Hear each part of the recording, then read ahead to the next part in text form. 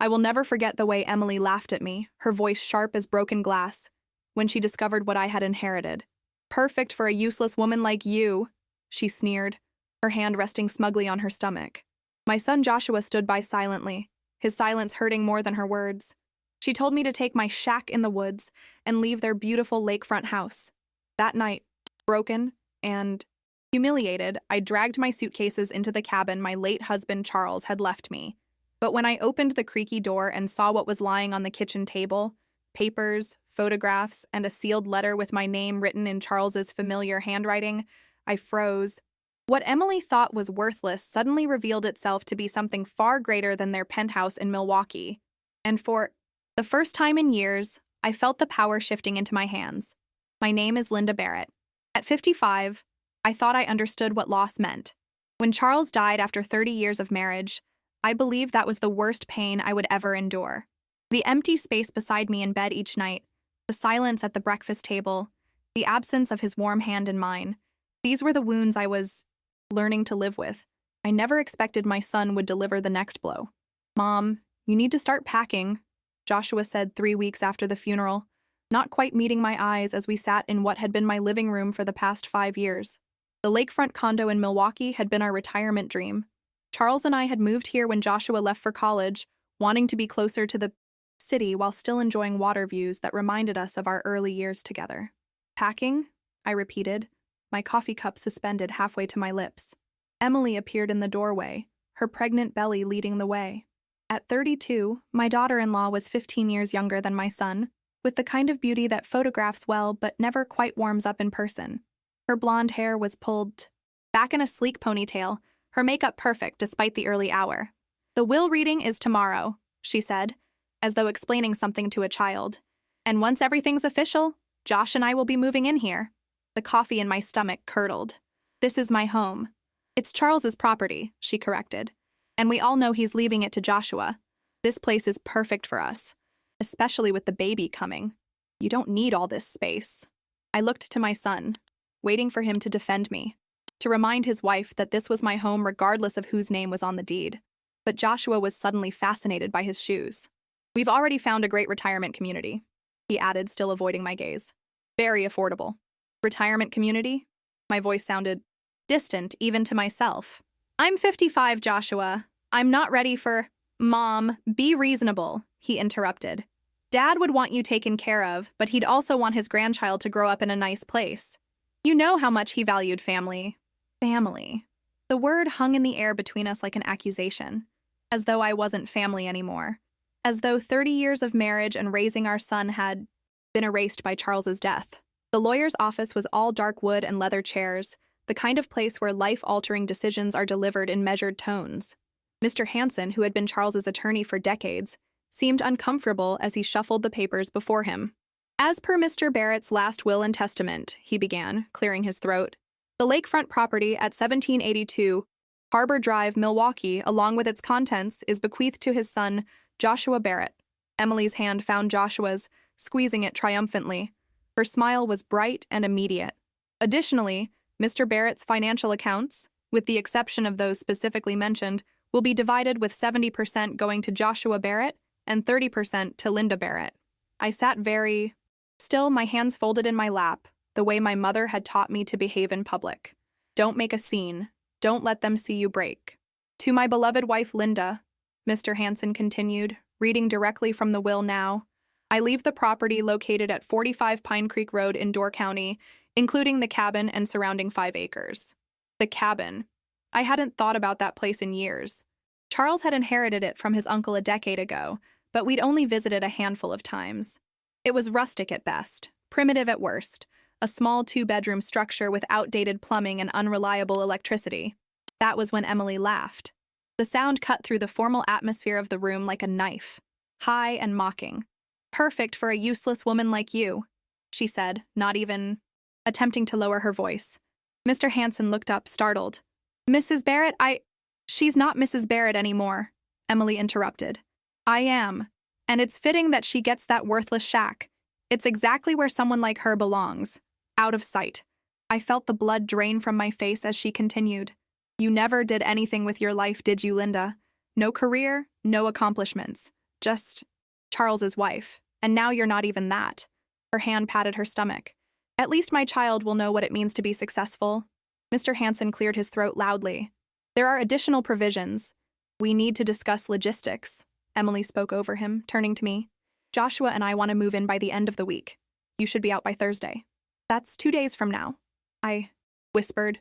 You don't have much to pack, she replied dismissively. Most of it is Charles's stuff anyway. I looked at Joshua, my son, my only child.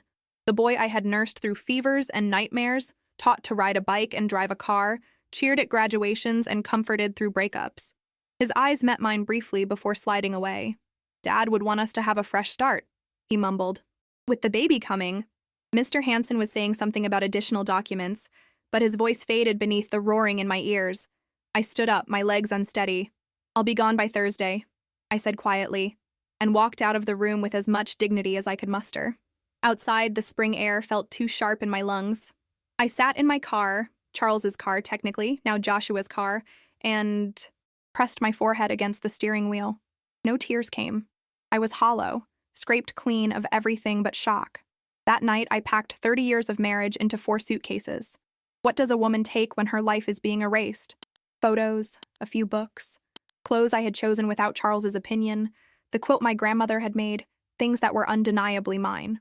As I folded the last sweater, Emily appeared in the doorway of what had been my bedroom.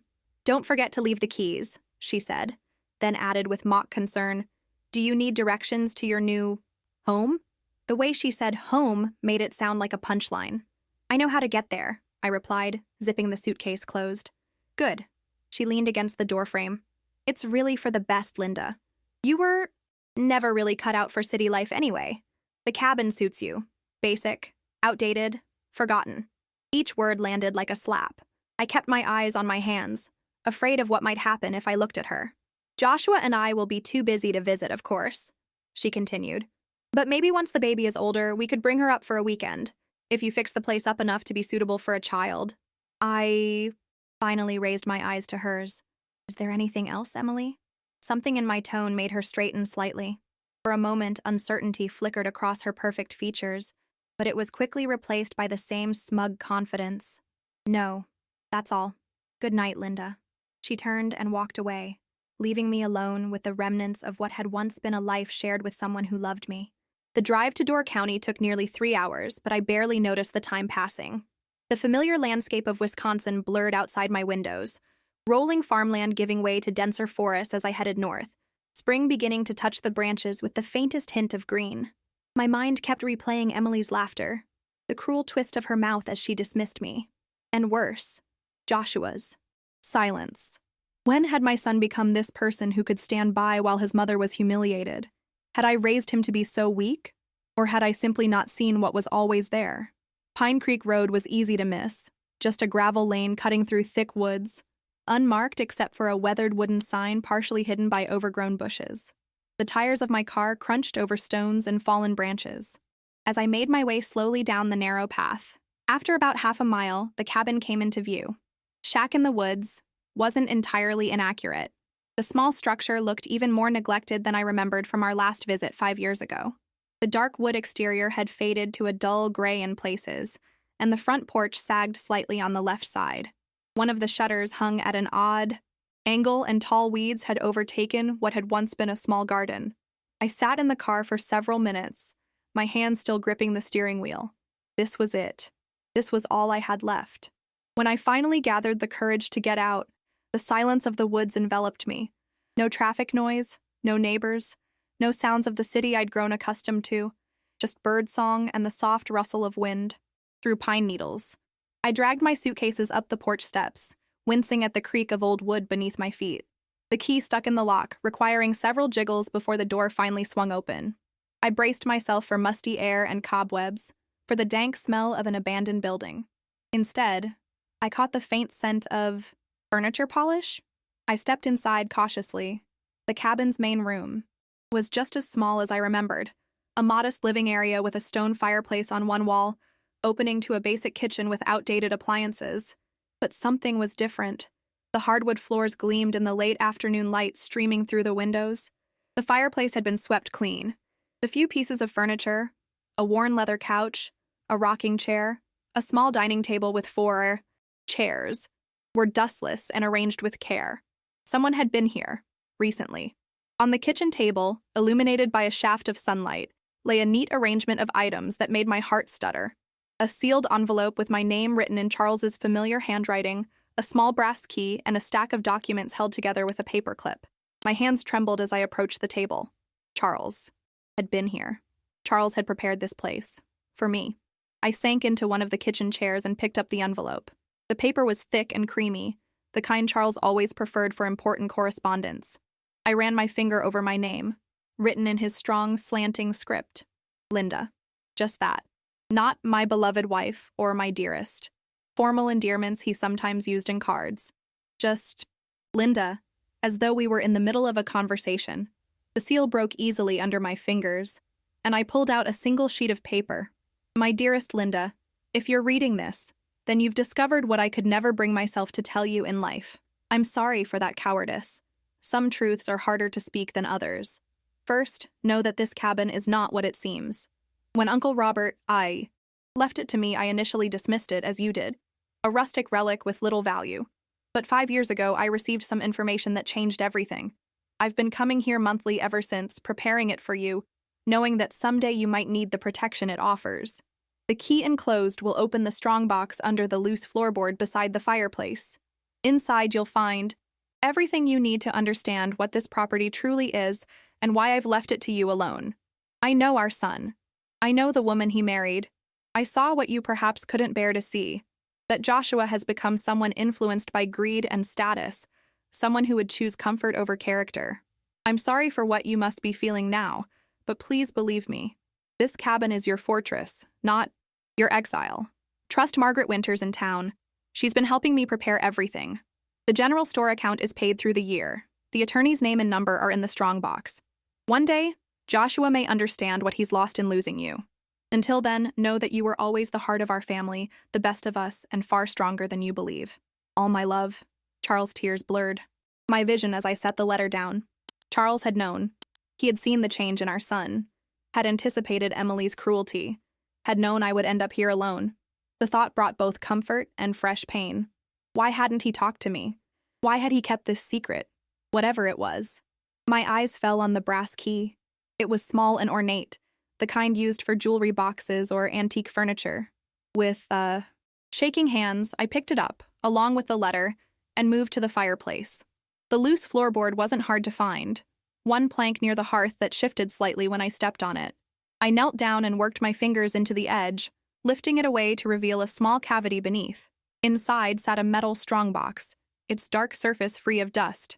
The key fit perfectly. The lock turned with a soft click, and I lifted the lid. Inside lay several folders neatly labeled: property deed, geological surveys, legal correspondence, and financial arrangements. On top of these rested a faded photograph I'd never seen before.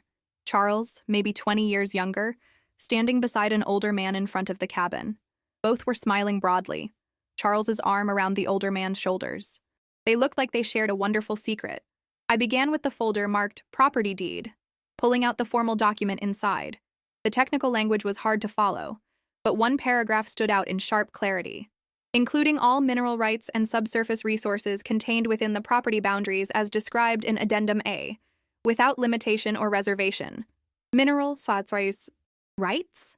I frowned, setting the deed aside and reaching for the folder labeled Geological Surveys. Inside were several reports from different companies, all dated within the last 6 years.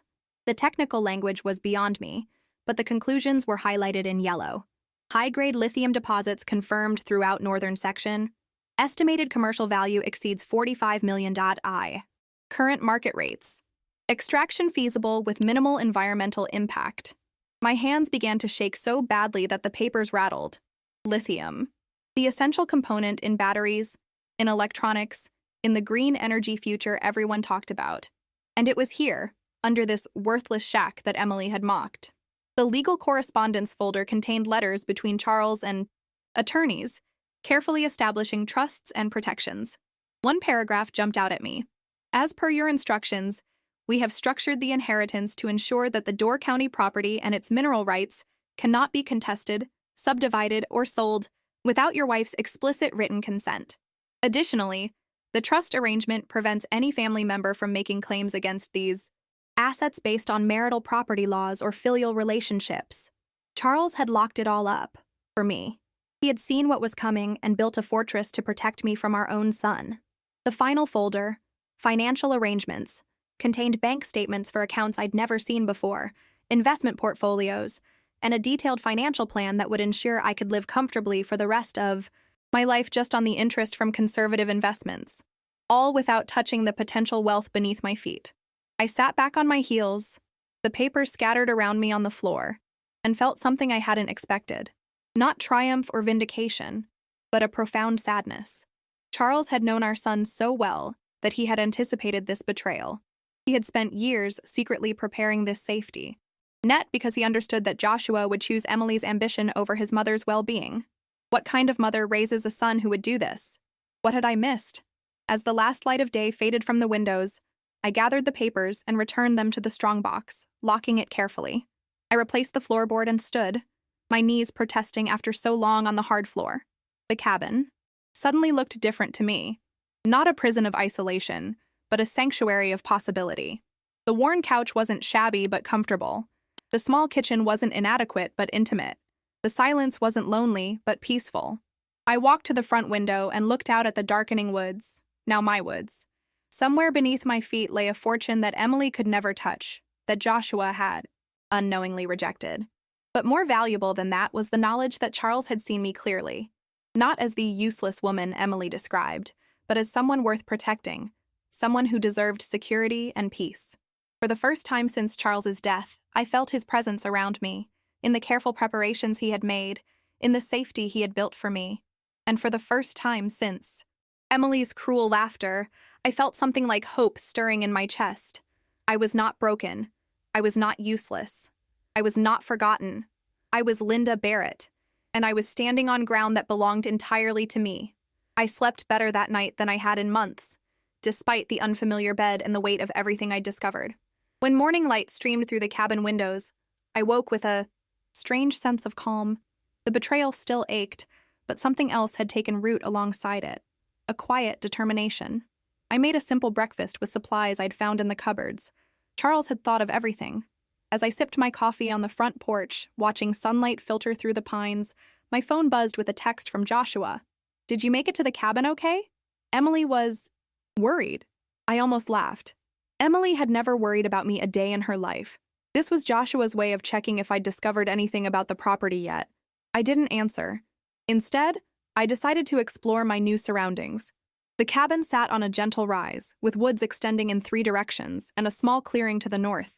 As I walked through the tall grass, I noticed surveyors' markers, small orange flags barely visible among the wildflowers. These must have been from the geological assessments Charles had commissioned. I remembered the note about Margaret Winters in town. Perhaps it was time to meet Charles's confidant. I changed into fresh clothes, locked the strongbox back under the floorboard, and drove the 15 minutes into the small harbor town of Bailey's. Harbor. Main Street was a postcard-perfect row of colorful shops, cafes, and galleries catering to summer tourists. The Harbor General Store stood at the corner, its weathered sign promising everything you need since 1892. A bell jangled as I pushed open the door. The woman behind the counter looked up and froze. She was about my age, with salt and pepper hair pulled into a practical ponytail, and keen blue eyes that widened in recognition. "You must be Linda," she said, her voice warm but cautious. "And you're Margaret?" She nodded, glancing around the empty store before coming around the counter. "I've been waiting for you. Charles said you'd come eventually. He told me to trust you," I replied, studying her face. Something in my expression must have told her I'd found the strongbox. "So, you know," she said simply. "About the minerals?" "Yes." I paused. "But I don't understand why Charles kept it secret from me." Margaret gestured toward a small office at the back of the store. "Let's talk in private." She closed the door behind us and motioned for me to sit in one of 2 chairs facing a cluttered desk. "Charles wanted to protect you," she began. "When the first survey results came back 5 years ago, he was stunned. He planned to tell you immediately, but then Joshua announced his engagement to Emily. What does Emily have to do with this?" "Everything." Margaret's expression hardened. Charles recognized something in her that worried him, an ambition that crossed into ruthlessness. He watched how she treated you when she thought no one was looking. But why not tell me? He tried in his way. But then his diagnosis came. My heart stuttered. Diagnosis? Charles died of a heart attack. Margaret's face softened with sympathy. Linda, Charles knew he was dying for over a year before the heart attack. Pancreatic cancer. Terminal from the start. He chose not to tell you to spare you the long goodbye. The room seemed to tilt around me. That's not possible. I would have known. I would have seen. He was very careful. The treatments were scheduled during his business trips. He told me it was easier this way, that you'd only have to grieve once, not twice. I felt as though I'd lost Charles all over again. All those months when I could have said goodbye, when we could have talked, when I could have told him. The tears came without warning, hot and fast. Margaret reached across the desk and took my hand. He loved you so much, Linda. Everything he did, keeping the cancer secret, preparing the cabin, protecting the mineral rights, it was all for you. He knew Emily would try to control everything once he was gone. He knew Joshua wouldn't stand up to her. Did Charles tell you about the letter he left? I asked when I could. Speak again. Only that there was one. The contents were private. She hesitated. But I do know that he spent his last year putting everything in order. The cabin was his focus, making sure it would be comfortable for you, that all the legal protections were in place. So what do I do now? I asked, feeling lost despite the fortune literally beneath my feet. Whatever you want. That was Charles's gift to you. Freedom. Margaret squeezed my hand. But if I may suggest, take your time. Don't make any decisions right away. And don't tell Joshua or Emily anything until you're absolutely certain of your path forward. They'll find out eventually. Maybe. But on your terms, not theirs. She smiled. Charles always said you were stronger than you knew. I think he was right. As I drove back to the cabin, my mind was a storm of emotions. Grief for the year I'd lost with Charles, anger at his deception, even if well-intentioned, and lingering shock about what lay beneath my property. But one thought kept surfacing. Charles had chosen to protect me rather than our son. He had seen something in Joshua that I had refused to acknowledge. When had my son changed? Was it Emily's influence, or had the seeds always been there? I thought back to Joshua as a child, sensitive, sometimes too eager to please. As a teenager, increasingly concerned with appearances, with fitting in.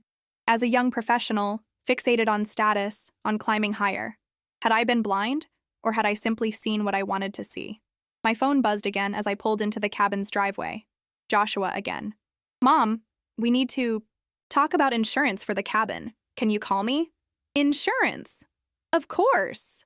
They were fishing for information, trying to determine if I knew what Charles had known. I set the phone aside without answering. Inside the cabin, I noticed details I'd missed the night before. Fresh paint in the small bathroom, new fixtures in the kitchen, a bookshelf filled with novels I loved. Charles had been preparing this place as a home, not an exile. I returned to the strongbox and examined the remaining documents more carefully. Among them was a letter from an attorney in Green Bay, confirming that all paperwork had been filed to protect the property from potential family claims, and that the trust structure was impenetrable to outside interests. Charles had built legal walls around me, anticipating the very storm that had broken over my head at the will reading. My phone rang, Joshua again. This time I answered. Mom, finally. We've been trying to reach you. His voice held an edge of irritation. I've been busy settling in, I replied calmly. Look, Emily and I were talking, and we think it makes sense for me to be on the cabin's insurance policy as a co-owner, just in case something happens to you. So transparent. That won't be necessary, Joshua. Charles set everything up before he died. A pause. What do you mean, set everything up? The cabin, the property, it's all taken care of. Mom, his voice shifted to the patient tone one might use with a child. You don't understand. These things are complicated.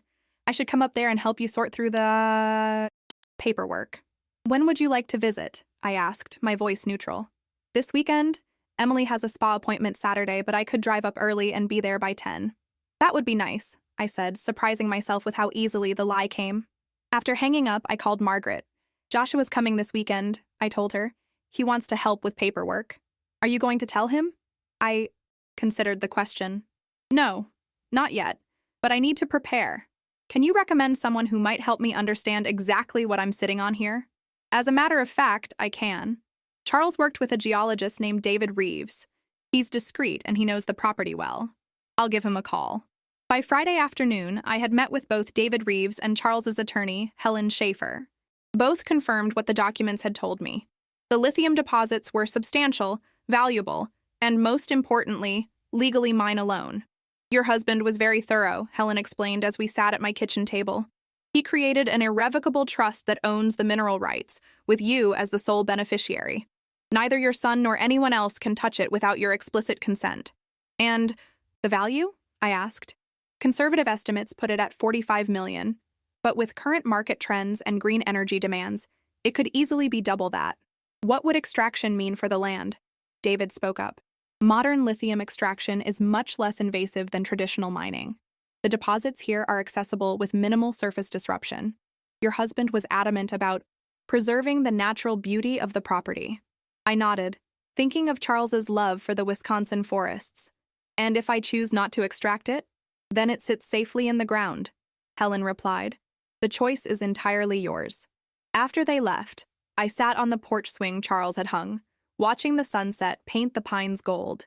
Tomorrow, Joshua would arrive, expecting to find his mother, confused and compliant, ready to sign whatever he put in front of her.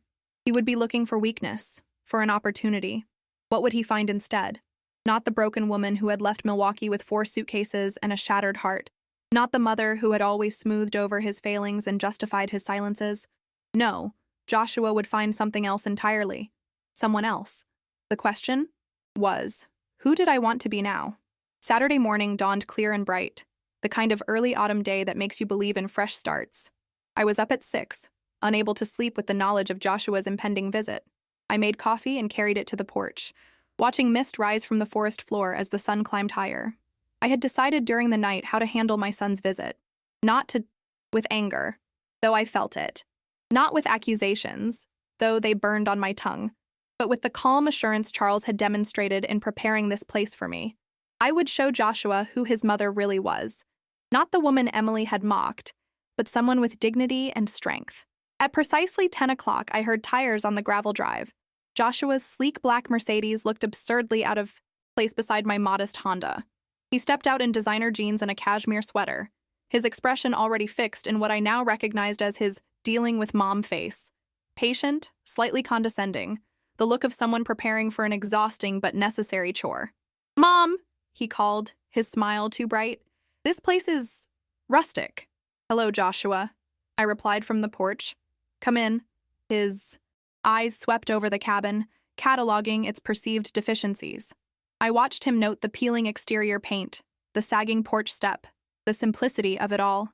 How are you settling in? He asked, following me inside. Very well, I said, closing the door behind him. Coffee? Sure. He glanced around the main room, his shoulders relaxing slightly when he saw nothing of obvious value.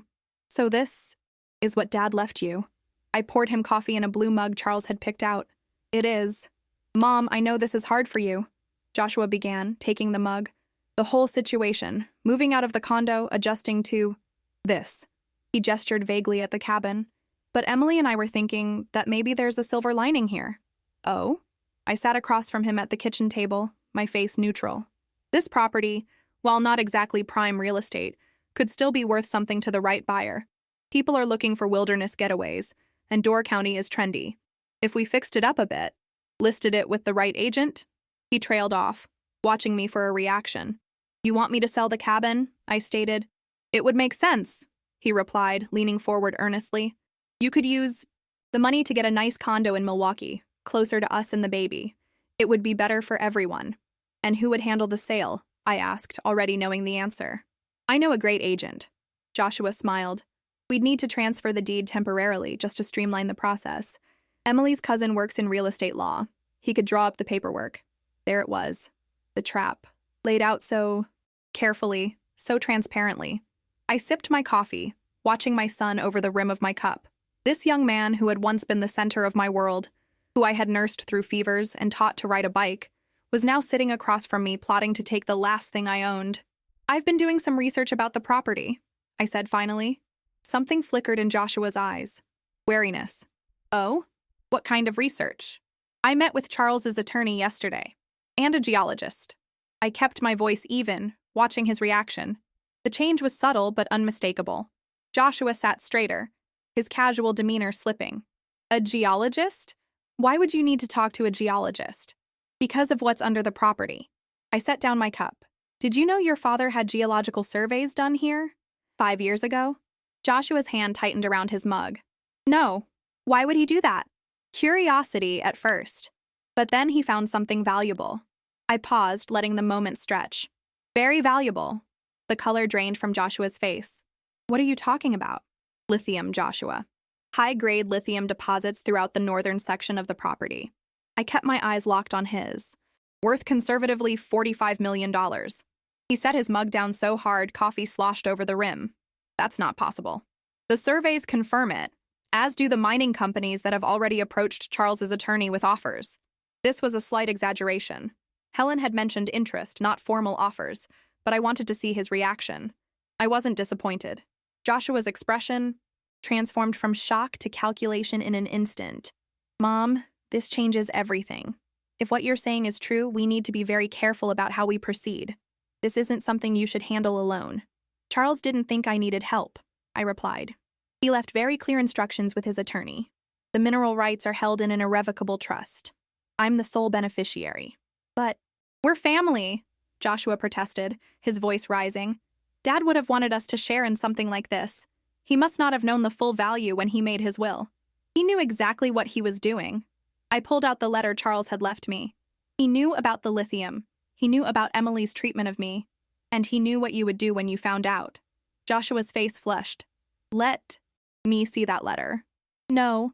I folded it and returned it to my pocket. It was written to me, not you. Mom, be reasonable. His tone sharpened, the facade of concern evaporating. You're not equipped to handle this kind of wealth. You've never even had a real job. Emily and I have connections, experience in business. We can maximize the value, create a family trust. Like you maximized my dignity? I interrupted, my voice finally betraying emotion. Like you protected me when Emily laughed at me and called me useless? He had the grace to look uncomfortable. Emily can be direct, but she doesn't mean don't. I raised my hand. Don't insult my intelligence by defending her. I saw your face at the will reading.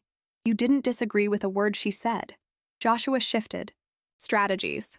Mom, I'm sorry if you felt hurt, but you have to understand we were surprised by Dad's decisions.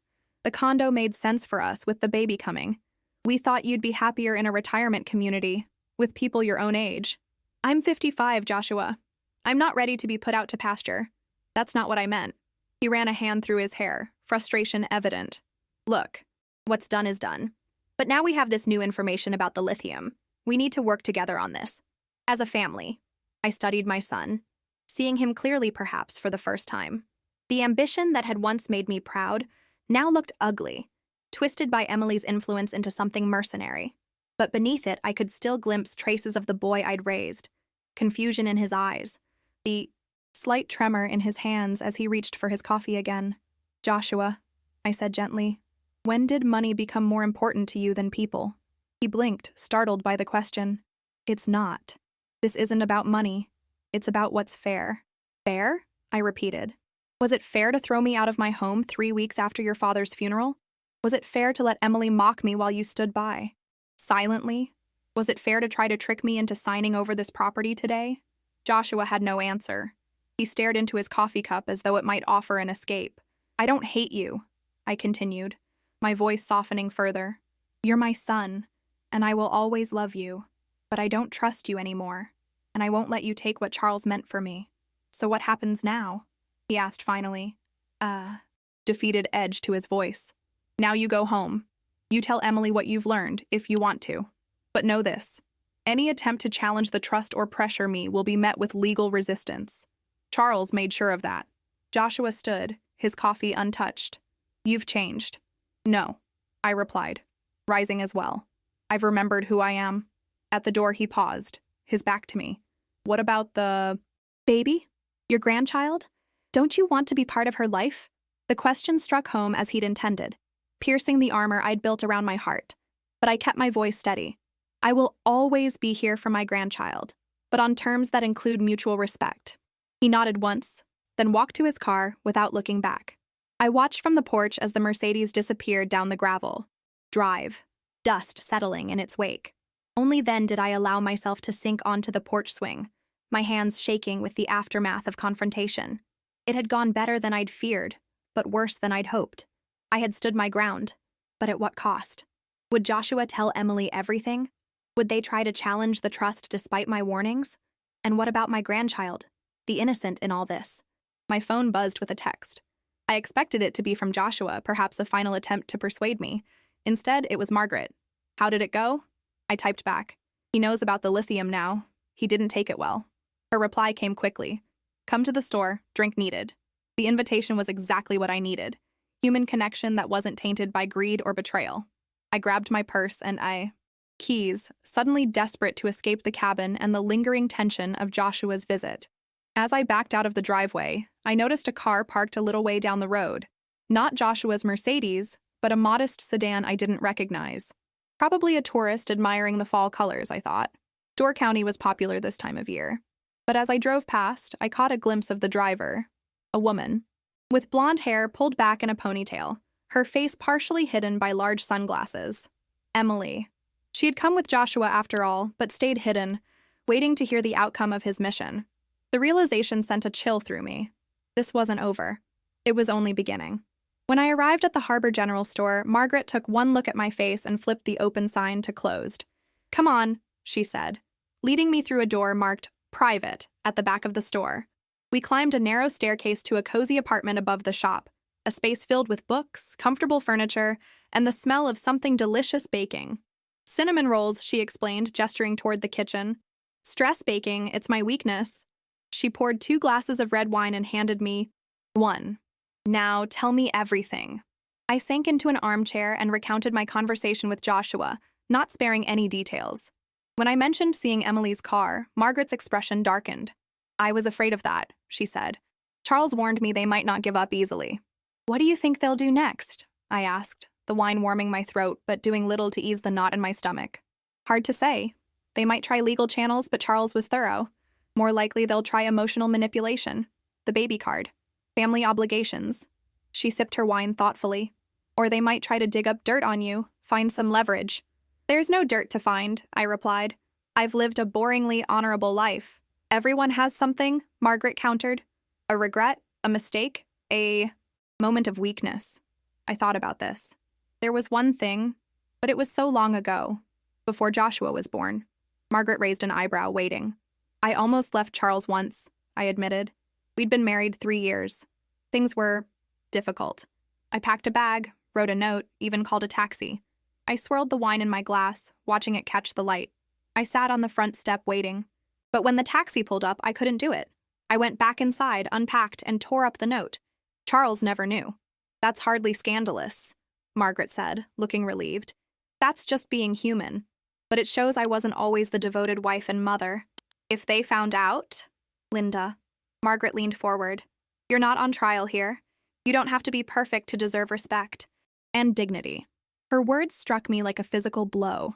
How long had I been holding myself to an impossible standard? How many of my own needs had I set aside to maintain the image of the perfect wife and mother? And had that perfection made me blind to my son's flaws? I don't know who I am anymore, I confessed, my voice barely above a whisper. Without Charles, without being Joshua's mother, who am I supposed to be now? Whoever you want, Margaret replied simply. That's the gift Charles left you.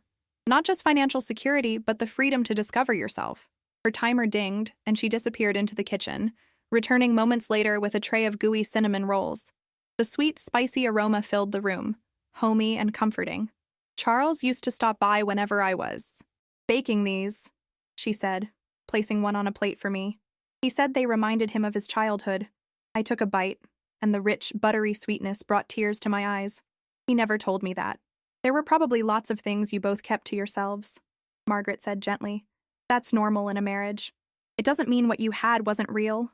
I thought about the cancer Charles had, hidden from me, the year we could have spent saying goodbye. I'm still angry with him, I admitted, for not telling me he was dying, for making decisions about my future without consulting me. That's fair, Margaret nodded. He wasn't perfect either, but he was trying to protect you the best way he knew how. By lying, by planning, by using his privilege and knowledge to create a safety net. She refilled our wine glasses. Men like Charles, wealthy, powerful, they're used to arranging the world to their liking. It's not always the right approach, but it comes from love. I considered this, remembering the careful preparations at the cabin, the legal protections, the letter he'd written. Perhaps in his own way, Charles had been giving me the freedom he thought I needed, even if his methods were questionable. "So what now?" Margaret asked. "What do you want, Linda?" The question caught me off guard. What did I want? For so long, my wants had been secondary. To Charles's career, to Joshua's needs, to the expectations of being a corporate wife and mother. Now the landscape before me was terrifyingly open. "I want peace," I said finally. "I want to feel safe and respected. I want to know my grandchild. And I want to use this unexpected wealth for something meaningful." Margaret smiled. "That's a good start." We spent the rest of the afternoon talking about Charles, about Door County, about Margaret's own journey as a widow. By the time I left, darkness had fallen, and I felt lighter somehow, as if sharing my story had lifted some of the weight I'd been carrying. As I drove back to the cabin, I noticed headlights in my rearview mirror, a car following at a discreet distance. My pulse quickened. Was it Emily again? Joshua? I took a sudden turn onto a side road and the car continued straight ahead. Just a coincidence, then. My nerves were making me paranoid. The cabin was dark when I arrived, the temperature inside having dropped with the evening chill. I built a fire, in the stone fireplace, wrapping myself in a blanket while the flames caught and grew. The dancing light cast shadows across the room, making the small space feel alive and almost magical. My phone buzzed with a text from an unknown number. "We need to talk. It's about Joshua and Emily. Meet me at the Bailey's Harbor Diner tomorrow. 10 a.m. Helen Schaefer." Charles's attorney. Why would she text? From an unknown number? And why the cryptic message? I hesitated, then replied, "Who is this really?" The response came quickly. "It's Helen. I have information you need to hear. Private phone for client matters." Still suspicious, I called Margaret. "Do you have Helen Schaefer's number?" I asked without preamble. "I do. Why? Can you verify something for me?" I read her the number that had texted me. "That's not Helen's number," Margaret confirmed. "Not her office or her cell." My skin prickled with unease. I thought so. Someone's pretending to be her, trying to get me to meet them. "Emily," Margaret said, her voice hardening. "It has to be. Block that number and stay home tomorrow. I'll let Helen know someone's impersonating her." After hanging up, I added another log to the fire, my mind racing. Emily was escalating quickly, moving from surveillance to active deception. What would come next? Would she try to break in? Confront me directly? I checked the locks on all the doors and windows, suddenly aware of how isolated the cabin was.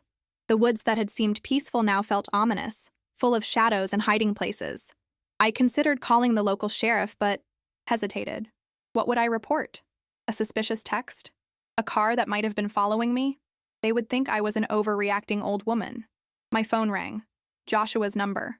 I let it go to voicemail, then listened to his message. "Mom, we need to talk. Things are complicated with Emily right now. She's upset, saying things she doesn't mean. I want to work this out. Just you and me. Call me back." His voice sounded strained, almost frightened. Was there trouble in paradise? Had my revelation about the lithium deposits created a rift between them? Part of me, a small, vindictive part I wasn't proud of, hoped it had. But another part, the mother who still loved her son despite everything, worried about what might be happening in that lakefront condo. I didn't call him back. Not yet. I needed time to think, to decide who I wanted to be in this unfolding drama. The wronged mother, the wealthy landowner, the forgiving parent, or someone new entirely. Sleep eluded me that night. Every creak of the cabin's wooden frame, every rustle of wind in the pines outside my window sent my heart racing. By dawn, I was exhausted, but resolute. I couldn't live in fear. I needed to take control of the situation.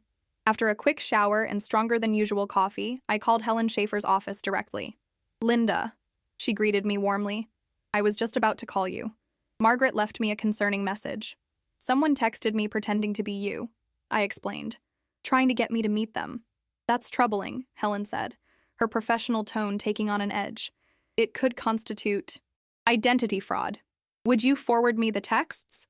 After I did, she continued. This actually aligns with something else I wanted to discuss. There have been inquiries about the property, specifically about the Mineral Rights Trust. My stomach tightened. From whom? A law firm in Milwaukee, Stanton and Briggs. They've requested copies of the trust documents claiming to represent the Barrett family interests. That's Emily's cousin's firm, I said, the pieces falling into place. They're trying to find loopholes. They won't find any, Helen assured me. But their persistence suggests they're not giving up easily. Have you considered filing a restraining order? The impersonation text gives us grounds. A restraining order against my own son and his wife? The words felt impossible, like something from a bad dream. Sometimes legal boundaries are necessary when personal ones aren't respected, Helen said gently. Think about it. In the meantime, I'm going to send a cease and desist letter to Stanton and Briggs. That might cool their enthusiasm. After hanging up, I sat at the kitchen table, Helen's suggestion weighing heavily on my mind. A restraining order felt so final, so irrevocable. A public declaration that my family was broken beyond repair. Could I really do that to Joshua? To my unborn grandchild? The doorbell rang, startling me from my thoughts. My heart leaped into my throat. Who knew I was here? Who would come unannounced? I approached the door cautiously, peering through the small window beside it. A man stood on my porch, tall, gray-haired, wearing a sheriff's uniform. Mrs. Barrett? He called, seeing my shadow through the curtain. Sheriff Tom Erickson, just making a welfare check. Can we talk? I opened the door, confusion mingling with relief. Welfare check? I didn't call for help. No, ma'am. Your daughter-in-law did. His weathered face was kind but watchful. Said she was concerned about your mental state after your husband's passing.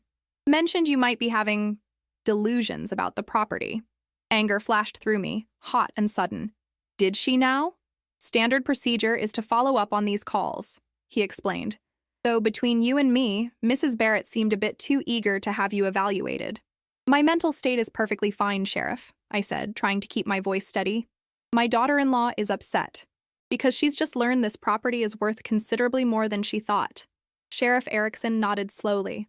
Figured it might be something like that. Door County's seen plenty of inheritance disputes over the years. He glanced around, taking in the cabin and surrounding property with a practiced eye. Still, since I'm here, mind if I come in for a minute? Just so I can report that I conducted a proper check. I hesitated, then stepped aside. Would you like some coffee? Wouldn't say no, he replied with a smile. As I busied myself with the coffee maker, Sheriff Erickson settled at my kitchen table, his presence oddly reassuring despite the circumstances of his visit. Known Charles Barrett long?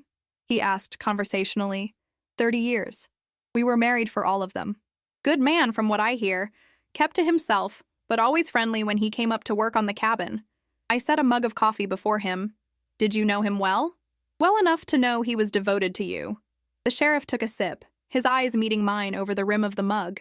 And well enough to know there's more to this property than meets the eye. My breath caught. What do you mean? Mrs. Barrett, I've been sheriff in this county for 22 years. Not much happens that I don't know about, including geological surveys conducted on private property. He set down his mug. Charles mentioned there might be complications after he was gone. Asked me to keep an eye out for you. Relief washed through me. Another ally Charles had prepared, another protection he'd put in place. My daughter-in-law isn't going to stop, I said. This welfare check is just the beginning. Sheriff Erickson nodded. Probably right about that. But neither am I going to stop looking out for the people in my county, including you. He pulled out a business card and placed it on the table. My personal cell's on the back. Any trouble, day or night, you call.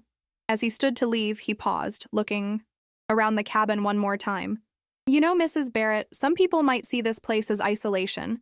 Others see it as peace. Depends on the person. His eyes, kind but shrewd, found mine again. Which do you see? The question lingered with me long after the sheriff had gone, long after the sound of his cruiser had faded down the gravel drive. Isolation or peace? Exile or sanctuary? Perhaps it could be both, and neither.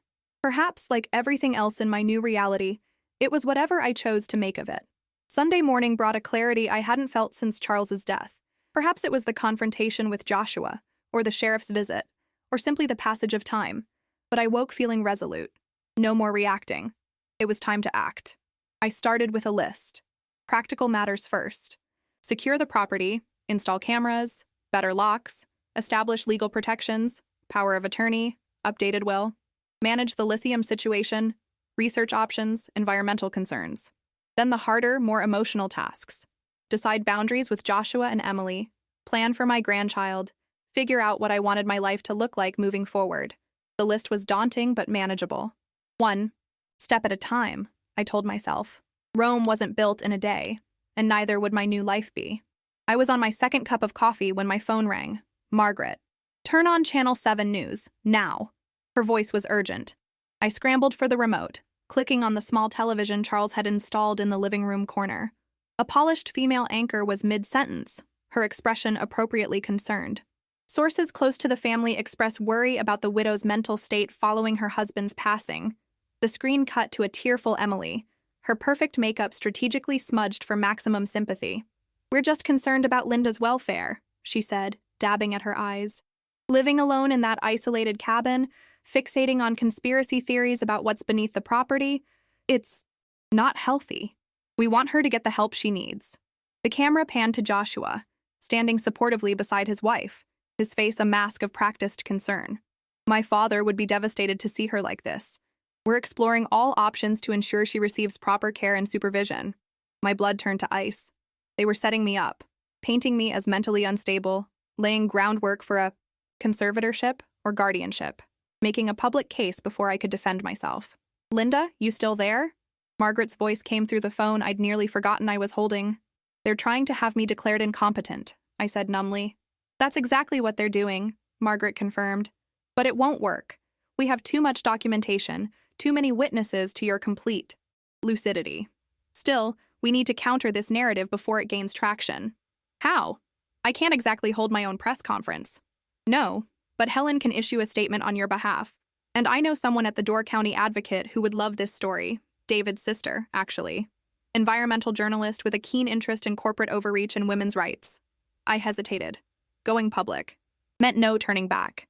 It meant airing family laundry for everyone to see. It meant potentially damaging my relationship with Joshua beyond repair. But hadn't he already crossed that line? Hadn't he stood before cameras and essentially declared his mother mentally unfit? Make the calls, I told Margaret, but emphasize I want the focus on the legal and environmental aspects, not personal attacks. On my family. You're a better person than I would be, Margaret replied. I'll set things in motion. After hanging up, I continued watching the news segment, which had moved on to an interview with a psychiatric expert, discussing elderly paranoia and grief-induced delusions. The casual ageism and sexism was stunning. I was 55, hardly elderly, and had shown no signs of mental decline. But in the court of public opinion, a younger, attractive, pregnant woman's tears often carried more weight than an older woman's rational statements. My phone buzzed with a text from Helen. Saw the news, working on legal response. Don't speak to any media without me. Come to my office at 3 p.m. As I was about to reply, a knock at the door made me jump. Not again. I approached cautiously, expecting another welfare check, or perhaps a reporter who had tracked me down. Instead, through the window, I saw a woman I didn't recognize. Middle-aged, with short silver-streaked dark hair and intelligent eyes behind stylish glasses. She wore hiking boots, jeans, and a fleece jacket, not the outfit of a social worker or journalist. Mrs. Barrett? She called, seeing me through the window. My name is, Rebecca Reeves. David's sister? Margaret sent me. I opened the door, still wary. ID? She smiled appreciatively at my caution and pulled out a driver's license. Smart woman. Can't be too careful these days. After verifying her identity, I invited her in, offering coffee, which she gratefully accepted. I apologize for showing up unannounced, Rebecca said, settling at the kitchen table. But after seeing that hatchet job on the news, I thought you might appreciate a friendly face and some strategic thinking. You're a journalist? Environmental reporter, yes. But I'm also a woman who's seen this playbook before. She leaned forward. Young, attractive couple portrays older woman as unstable and incapable of managing her affairs. It's sexism and ageism wrapped in a veneer of concern. And it's despicable. Her directness was refreshing. What do you suggest? Fight fire with fire, but smarter. Rebecca pulled out a notebook. They're using emotional appeals and playing to stereotypes. We counter with facts, expert testimony, and a narrative that emphasizes your autonomy and competence. I don't want to damage my son publicly, I said. Despite everything, he's still my child. Rebecca studied me for a moment. That's admirable. But you should know they're not extending you the same courtesy. I did some digging on the way here. Your daughter-in-law has approached 3 different lawyers specializing in guardianship and conservatorship cases. My stomach dropped. How do you know this? Professional sources, she replied cryptically. The point is, they're moving quickly. If we're going to establish your narrative, it needs to happen now, before they build too much momentum. What exactly would that involve? An interview with me for the Advocate, focused on the lithium deposits, environmental considerations, and your plans for responsible stewardship. We frame you as a thoughtful landowner, weighing complex decisions, not as a victim or adversary. We include comments from professionals who can attest to your mental acuity and judgment. It was a good strategy, sidestepping the family drama while implicitly countering the unstable widow narrative. Still, I hesitated. And if they escalate, then we have documentation of your reasonable approach from the beginning. Rebecca set down her coffee cup. Mrs. Barrett, Linda, please. Linda, I've covered environmental stories for 20 years. I've seen what happens when valuable resources are discovered. People change. Families fracture. The stakes are too high for half measures. She was right. I knew she was right. And yet, signing off on a public article felt like crossing a Rubicon, a point of no return in my relationship with Joshua. Can I think about it? I asked. Of course. But not too long. Rebecca stood, leaving her card on the table. For what it's worth, I think you're being remarkably restrained given the circumstances. Most people in your position would have already gone nuclear. After she left, I sat at the kitchen table, turning her card over in my hands. The thought of exposing Joshua publicly, of countering his claims about my mental state, made my chest ache. He was my son. I had held him as a newborn, taught him to read, bandaged his skinned knees. How had we reached this point? My phone rang. Helen again.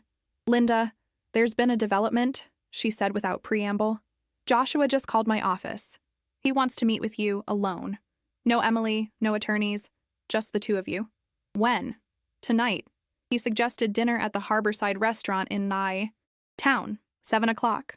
I felt a flicker of hope. Could Joshua be having second thoughts? Did he say why? No, just that it was important and personal. Helen paused.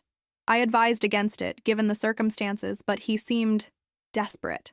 Said to tell you it's about the baby. The baby. My grandchild. The innocent in all this. I'll meet him, I decided. But I want you to know where I am. And I'll call you afterward. I don't like it, Helen said bluntly. It could be a setup, getting you in public where you might react emotionally, creating witnesses to your unstable behavior. Or it could be my son reaching out, I countered. I have to try, Helen. For my grandchild, if nothing else. After arranging to meet with Helen tomorrow morning, regardless of how dinner went, I hung up and turned my attention to the evening ahead. What did one wear to dinner with a son who had just tried to have you declared mentally incompetent on local news? I settled on a simple navy dress Charles had always liked, pearl earrings he had given me for our 20th anniversary, and light makeup. Looking in the bathroom mirror, I practiced keeping my expression neutral, my voice calm. No matter what Joshua said or did, I would not lose my composure in public. The Harborside restaurant was the nicest establishment in Bailey's Harbor, a whitewashed building with large windows overlooking the water. As I walked in at precisely 7, I saw Joshua already seated at a corner table, nervously fidgeting with his napkin. He stood when he saw me, awkward and uncertain. Mom, thank you for coming. Joshua. I sat across from him, placing my purse carefully on the empty chair beside me. You wanted to talk. He looked terrible. Circles under his eyes, hair uncombed, wedding ring conspicuously absent from his left hand. Something had happened since I'd seen him yesterday. I'm sorry about the news, he blurted out. That was Emily's idea. I shouldn't have gone along with it. No, you shouldn't have, I agreed, keeping my voice even. But that's not why you asked me here. Joshua looked down at his untouched water glass. Emily and I had a fight. A big one. After I told her about the lithium. I assumed as much. He swallowed hard. She said some things. About you. About Dad. About her plans for when we get control of the property. When, not if, I noted. That's how she sees it. He looked up, meeting my eyes for the first time. She's already spent the money in her head. vacations, a bigger house, a yacht. When I suggested we might not get control, that maybe we should respect your wishes, she lost it. I waited, letting him continue in his own time. She threw things, screamed that I was weak, useless. Like father, like son, she said. His voice cracked slightly. Then she told me something I didn't know, something I should have realized sooner. What, Joshua? The baby. It might not be mine. The word seemed to cause him physical pain. She's been seeing someone, her ex from college, for months. The revelation hit me like a physical blow, not because I was particularly surprised by Emily's infidelity, but because of what it meant for my son. The humiliation, the betrayal, the questions about the child he'd thought was his. Oh, Joshua, I said softly. I'm so sorry. I moved out last night, staying at a hotel downtown. He ran a hand through his disheveled hair. I don't know what to do, Mom. Everything's falling apart. For a moment, all I saw was my little boy, hurt, confused, needing his mother's comfort. I reached across the table and took his hand. Start by telling me everything, from the beginning. Over the next hour, as our meals arrived and went largely untouched, Joshua unraveled the story. How Emily had pursued him aggressively after meeting him at a charity event. How she'd been fascinated by his family's wealth and connections. How she'd changed once they were married, becoming increasingly focused on status and appearances. She wanted the penthouse so badly, he admitted. When Dad's will was read, and she realized it was ours, she was ecstatic. Then she saw your face, and it was like she enjoyed your pain, Mom. I should have said something then. I should have stood up for you. Why didn't you? I asked, the question that had haunted me for weeks. Joshua's shoulders slumped. Because it was easier not to. Because I was afraid of losing her. Because I'd already disappointed Dad by not being the businessman he wanted. And at least with the penthouse and Emily, I felt like I was doing something right. The honesty was stark, painful, but necessary. For perhaps the first time, Joshua was seeing himself clearly, and not liking what he saw. What happens now? I asked. I don't know. Emily's threatening to fight for the penthouse in the divorce. She's still fixated on your property too, says we can challenge the trust based on your mental incompetence. He looked up, his eyes troubled. Mom, I won't be part of that. I can't. Not anymore. Relief washed through me, tempered with caution. That's good to hear, Joshua, but actions speak louder than words. Emily made those claims on television with you standing right beside her. I know, and I'll make it right, however you want me to. I studied my son, searching for signs of deception or manipulation. I found none, only exhaustion, regret, and something that looked like the beginnings of wisdom. Do you mean that? I asked. Yes. He met my gaze steadily. Whatever it takes to make amends. I've lost enough. Already. I don't want to lose you too. As we walked to our cars after dinner, Joshua hesitated, then pulled me into an awkward hug. I'm sorry, Mom. For everything. I know, I replied, holding him tightly. We'll figure this out. Together. Driving back to the cabin, I felt both hopeful and wary. Joshua seemed genuinely remorseful, but people in crisis made promises they couldn't always keep. Once the shock wore off, once Emily applied pressure, would he maintain his newfound integrity? And what about Emily herself? If Joshua was backing away from their plan to control my property, would she escalate or retreat? A cornered adversary was often the most dangerous. As I pulled into my driveway, headlights illuminated something on my front porch that hadn't been there when I left. A large, cardboard box. My pulse quickened. A package? I hadn't ordered anything. Cautiously, I approached the porch, using my phone's flashlight to examine the box from a safe distance. No shipping labels, no addresses. Just a plain brown box, placed deliberately in front of my door. I thought about calling Sheriff Erickson, but hesitated. It was probably nothing. Perhaps a delivery from Margaret or Helen. Still, caution seemed wise. I used a fallen branch to nudge the box slightly, ready to run if necessary. Nothing happened. No ticking, no movement. Finally, gathering my courage, I lifted one flap of the box. Inside, wrapped in tissue paper, lay a small handmade quilt, pink and yellow, embroidered with tiny flowers. A baby quilt. And beneath it, a note in a familiar hand. For my grandchild, L. Shucks C. Own handiwork. The quilt I had been making for Joshua and Emily's baby, left unfinished in my sewing basket at the lakefront condo. I had forgotten about it in the chaos of my eviction, but I hadn't forgotten to sign it. And Emily had found it, finished it clumsily, and left it here, a message more threatening than any words could convey. I was not the only one who knew how to wage psychological warfare, and Emily was just getting started. The baby quilt haunted me. I'd brought it inside, placing it on my kitchen table where I could study Emily's handiwork. The uneven stitches where she'd tried to finish what I'd started, the clumsy attempt at my signature. It was both a taunt and a threat. I can take even this from you. I can become you if I need to.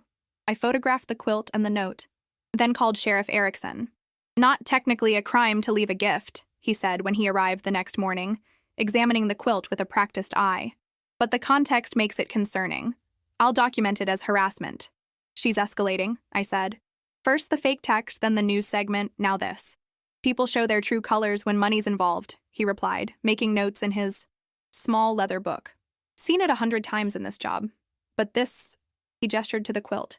This suggests a personal vendetta beyond just the property value. After the sheriff left, I called Helen and described the latest development. That's it, she said firmly. We need to move from defensive to offensive. I've been holding back out of respect for your feelings about Joshua, but Emily has crossed too many lines. What do you suggest? Press conference. Today, we lay out the facts, present the documentation, and directly address the false claims about your mental state. We can include statements from professionals who've worked with you, myself, David Reeves, medical experts if needed. My stomach knotted at the thought. Joshua came to dinner last night. He apologized, said he won't be part of Emily's plans anymore. If I go public like this, Linda, Helen's voice softened, I understand your reluctance. But Joshua had his chance to stand up for you. Multiple chances. Actions speak louder than words. He seemed sincere. Then let him prove it by supporting you publicly. If he's truly remorseful, he'll understand why this is necessary. She was right. I knew she was. Right. And yet, give me a few hours, I decided. There's something I need to do first. I called Joshua's cell and was surprised when he answered on the first ring. Mom, is everything okay? We need to talk. In person. It's important. Of course. Where? The cabin. 1 hour. I spent that hour gathering my thoughts and evidence. Charles's letter, the geological surveys, the trust documents, the photographs of the quilt Emily had left. I laid everything out on the kitchen table, creating a visual record of deception, manipulation, and cruelty. When Joshua's car pulled up outside, I took a deep breath and steeled myself for what might be our final conversation as mother and son. He looked better than he had at dinner, freshly shaven, better rested, but wariness shadowed his eyes as he entered the cabin. What's going on? He asked, taking in the documents spread across the table. Sit down, Joshua, I said, my voice calm but firm. We need to have an honest conversation about what happens next. He sat across from me, his gaze falling on the baby quilt. Where did you get that? Emily left it on my porch last night, after you and I had dinner. His face paled. I didn't know. I swear. I believe you. But that doesn't change the fact that she's escalating her campaign against me. I gestured to the papers between us. This is everything, Joshua. The truth about your father's diagnosis, his preparations for my future, the legal protections he put in place, and the efforts you and Emily have made to undermine them.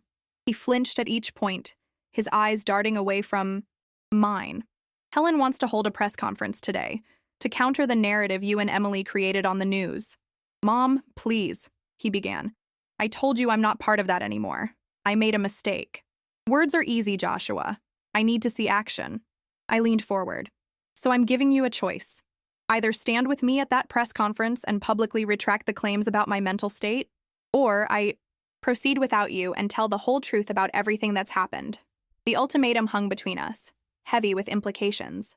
Joshua stared at the documents, then at the quilt, his expression shifting from shock to shame. You really believe I'd stand against you again? He asked finally, hurt evident in his voice. I want to believe you wouldn't, I replied honestly. But you've disappointed me before. I need more than promises now. He nodded slowly, accepting the rebuke. I'll do it. Whatever you need me to say, I'll say it. Relief flooded through me, but I tempered it with caution. This will mean publicly opposing Emily. Are you prepared for that? I've filed for divorce this morning, he said quietly. After speaking with a lawyer about the baby, DNA tests, will be necessary. But regardless of the results, my marriage is over. The finality in his voice convinced me more than any promise could have. This wasn't just remorse, it was resolution. There's something else you should know, I said, pulling out a folder I hadn't shown him yet. Your father left this for me. Instructions on what to do with the mineral rights, should they ever be extracted. Inside was Charles's vision. Detailed plans for a foundation, funded by the lithium proceeds, dedicated to environmental conservation and community development in Door County. Not a personal fortune, but a legacy of stewardship and giving. This is what he really wanted, I explained as Joshua read the documents. Not wealth hoarded by individuals, but resources used for greater good. Joshua looked up, his eyes wet. This sounds exactly like Dad. Yes, I agreed. The man I married, the father you once admired, before money and status became more important than character. The words struck home. Joshua set down the papers, his hands trembling slightly. I lost my way, Mom. Somehow I became someone I don't recognize, someone Dad would have been ashamed of. But you can find your way back, I said gently. Starting today. 2 hours later, we stood together on the steps of the Door County Courthouse, facing a modest crowd of local reporters, curious citizens, and, at the back, a stone-faced Emily. Helen spoke first, introducing herself as my attorney and outlining the facts about the property, the lithium deposits, and the irrevocable trust Charles had established. David Reeves followed with a brief explanation of the geological significance and potential environmental considerations. Margaret stepped up next, describing Charles's careful preparations and her first-hand observations of my mental acuity and decision-making capacity. Then it was Joshua's turn. He approached the microphone slowly, his shoulders squared with determination despite the murmurs that rippled through the crowd. My name is Joshua Barrett, he began, his voice gaining strength with each word. I'm Charles Barrett's son and Linda Barrett's only child. I'm here today to publicly retract the statements made about my mother's mental state and to apologize for my role in perpetuating those false claims. A hush fell over the gathering as he continued. My mother is not confused, delusional, or incapable of managing her affairs. She is, in fact, showing remarkable grace and clarity during a difficult time. The assertions to the contrary were motivated by greed and manipulation, including my own. He took a deep breath. My father knew what he was doing when he left the Door County property to my mother.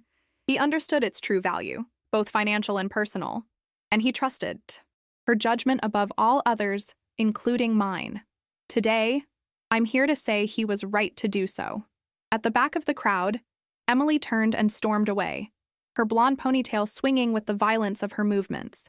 Joshua watched her go, a flicker of sadness crossing his face before resolution took its place.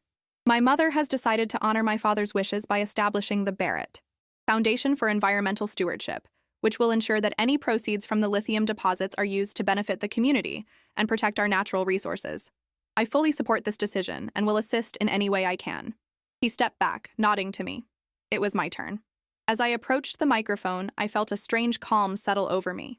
The weeks of uncertainty, fear, and betrayal seemed to recede, replaced by a clarity I hadn't experienced since before Charles's death. My name is Linda Barrett, I began. I'm 55 years old, of sound mind, and fully capable of making my own decisions. I'm also a widow, a mother, and soon to be a grandmother. I described Charles's gift, not just the mineral rights, but the freedom and security they represented.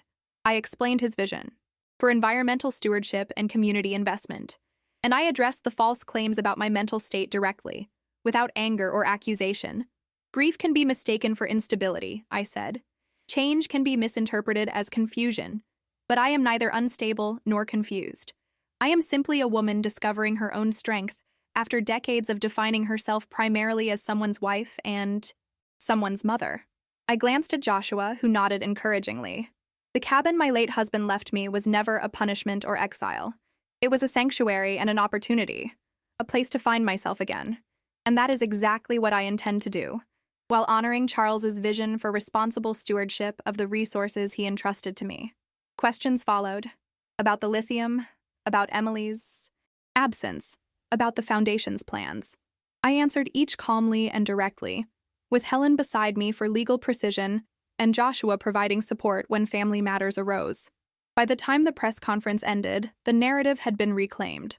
not as a family feud or an elderly woman's delusion, but as a story of responsible stewardship, environmental consideration, and second chances.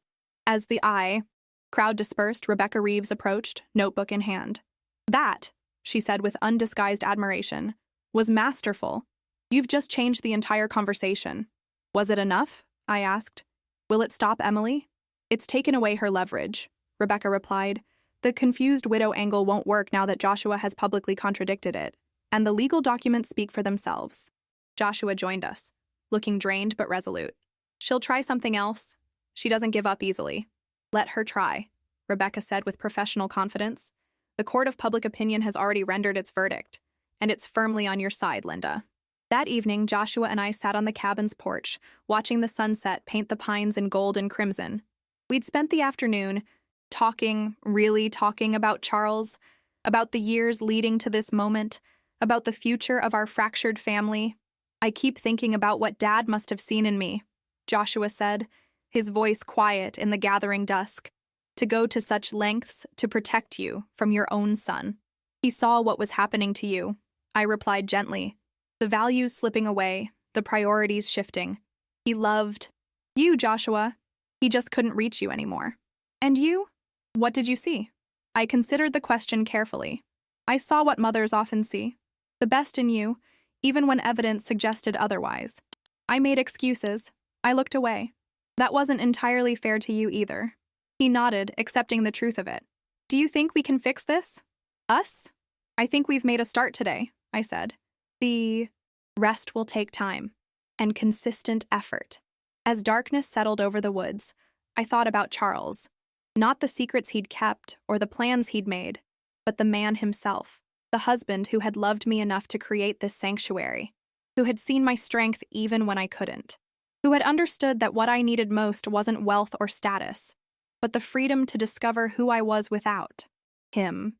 In that moment, I finally forgave him for his secrets, for the year of his illness he'd hidden from me.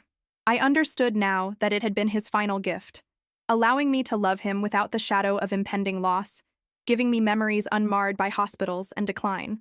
And I realized that the cabin wasn't just a refuge from Emily's cruelty or a fortress protecting valuable resources. It was the beginning of something I hadn't known I needed, a life that was wholly and completely my own. 1 year later, I sat in the same spot on the porch, watching autumn paint the woods in brilliant reds and golds.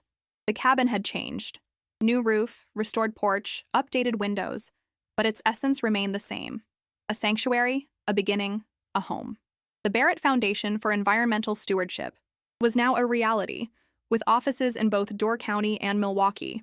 After extensive research and consultation with environmental experts, we had approved a limited, minimally invasive extraction process for the lithium deposits. The first royalty payments had funded conservation projects throughout the county, educational initiatives, and community development programs. I served as the foundation's chairperson, working closely with a board that included Margaret, David Reeves, and several local environmental leaders. The work gave me purpose and connection, utilizing skills I hadn't known I possessed. Organizational leadership, public speaking, strategic planning. At 56, I had discovered a new chapter in my life, one defined not by my relationships to others, but by my own values and choices.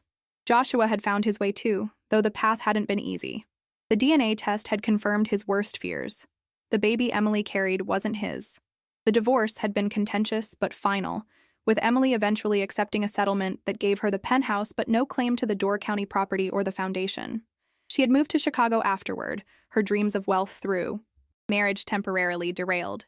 Sometimes I thought of her, not with anger or resentment anymore, but with a kind of distant pity. What must it be like to live so consumed by material desire, so disconnected from genuine human connection? Joshua had stayed in Milwaukee but visited frequently. He'd started a small architectural firm, returning to the creative passion he'd abandoned years ago to pursue the corporate career Charles had envisioned for him. Our relationship was healing, one honest conversation at a time. We would never return to the idealized mother-son dynamic I had clung to for so long, but we were building something new, a relationship between adults based on mutual respect and understanding. The sound of tires on gravel pulled me from my thoughts. A familiar car appeared, Sheriff Erickson's cruiser, followed by Margaret's SUV. Sunday dinner had become our tradition over the past months, a small chosen family gathering each week to share food and conversation. As I watched them approach, my mind drifted to Charles. What would he think of all that had happened? Of the woman I had become in his absence? I liked to believe he would be proud, not just of the foundation that bore his name, but of the strength I had found, the boundaries I had drawn, the life I had created for myself. The sheriff was the first to reach the porch, a bottle of wine in one hand and a pie in the other. "Linda," he greeted me with the easy familiarity that had developed between us over the past year. "Beautiful evening. Perfect for the last porch dinner of the season." I agreed, taking the pie. Apple, still warm from his wife's oven. Margaret was next, carrying a casserole and wearing the bright scarf I'd knitted her for her birthday. Behind her came Rebecca Reeves, who had become both a friend and an informal communications advisor for the foundation, and David, whose expertise had proven invaluable in navigating the complex environmental considerations of the lithium extraction. Joshua arrived last, parking his modest sedan beside the others. He climbed the porch steps with a wrapped package under his arm. "Happy anniversary, Mom." "Anniversary?" "1 year since the press conference. Since we started over." He handed me the package. I thought it deserved commemoration. Inside was a framed photograph I'd never seen before. Charles and me on our wedding day, but not the formal portrait that had sat on our mantel for decades. This was a candid shot, catching us in a moment of pure joy, laughing together as we fed each other cake. We looked so young, so full of hope and possibility. "Where did you find this?" I asked, my throat tight with emotion. "In Dad's study, after the divorce was final. I was cleaning out some old files and found a box of photos he'd kept separate from the family albums." Joshua's expression was soft with memory. There were dozens of pictures like this. Real moments, not posed ones. "I thought you should have them." I hugged him, the frame between us, and whispered, "Thank you." Inside, as we gathered around the table I had extended to accommodate my growing circle, I looked at the faces illuminated by candlelight. A year ago, I had felt so alone, so betrayed, so uncertain of my future. Now I was surrounded by people who saw me clearly and valued me for exactly who I was. The conversation flowed easily. Foundation business, local gossip, debates about the best fishing spots in the county. Sheriff Erickson, Tom, as I now called him, regaled us with tales from his early days as a deputy. Margaret and Rebecca argued good-naturedly about local politics.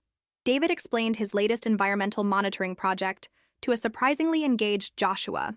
As I passed dishes and refilled glasses, I felt Charles's presence, not as a ghost or a memory, but as the architect of this possibility. He had seen what I needed before I knew to ask for it. He had built this bridge to my future, this pathway to myself. After dinner, as the others moved to the living room for coffee and dessert, I stepped outside for a moment alone. The night was clear, stars scattered like diamonds across the velvet sky. In the distance, an owl called, its voice echoing through the trees. I thought about Emily's cruel words at the will reading, "Perfect for a useless woman like you," and how completely they had missed the mark. This place, this life, was indeed perfect for me. Not because I was useless, but because I was finally, fully myself. The screen door creaked behind me, and Joshua stepped out, wrapping a shawl around my shoulders against the autumn chill. "You okay?" he asked, standing beside me. "More than okay," I replied. "I was just thinking about how lives can change completely in a year." He nodded, looking out at the darkness. "I keep wondering what Dad would think of all this, of who we've become." "I think he'd be proud," I said. "Of both of us." "Even me?" Doubt shadowed his voice. "Especially you." I turned to face him. It takes courage to admit mistakes, to change course, to become better. Joshua was quiet for a moment. "You know what I remember most about Dad? He always said integrity wasn't about never making mistakes. It was about what you did after you made them. Wise man, your father. Wise woman, my mother." The compliment warmed me more than the shawl. We stood together in comfortable silence, watching moonlight silver the pines, listening to laughter drift through the open window behind us. "We should go back in," I said eventually, before they finished Tom's pie without us. As we turned toward the door, Joshua paused. "Mom, I just want you to know. I see you now. Really see you. And I'm sorry it took me so long." The words were simple but profound, an acknowledgement of the journey we'd both taken, from the blindness of our old roles to the clarity of our new relationship. Inside, I rejoined my chosen family, accepting a slice of pie and entering the ongoing debate about the best route for the new hiking trail the foundation was funding. As I looked around at these people who had become so dear to me, I felt a sense of rightness, of belonging that had nothing to do with duty or obligation. Later that night, after everyone had gone and the cabin was quiet again, I sat at the kitchen table with Charles's letter, the one he'd left with the strongbox a year ago. I'd read it so many times the paper had softened along the creases, the ink beginning to fade in places. But tonight, it spoke to me differently. "This cabin is your fortress, not your exile," he had written. How right he had been, though not in the way either of us could have imagined. The true protection hadn't been the mineral rights or the legal safeguards, valuable as they were. It had been the opportunity to discover my own strength, to build a life that was authentically mine. The cabin that Emily had mocked as my prison had become the doorway to my freedom. The isolation she had intended as punishment had become the space I needed to grow. The cruelty that had broken my heart had ultimately led me to heal it more completely than I ever could have otherwise.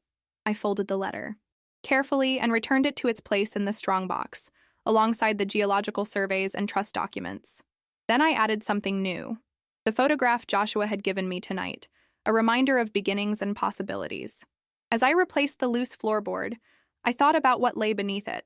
Not just the papers and the lithium, but the foundation of the life I had built here. The strength I had found wasn't in the minerals or the money they represented. It was in the woman who had emerged from grief and betrayal, not bitter, but more fully herself. I stood and looked around the cabin, my home. In the quiet darkness, I whispered the truth I had finally, completely embraced. What others throw away in arrogance can become the foundation of your greatest strength. And in that moment, I knew with absolute certainty that I was exactly where I was meant to be.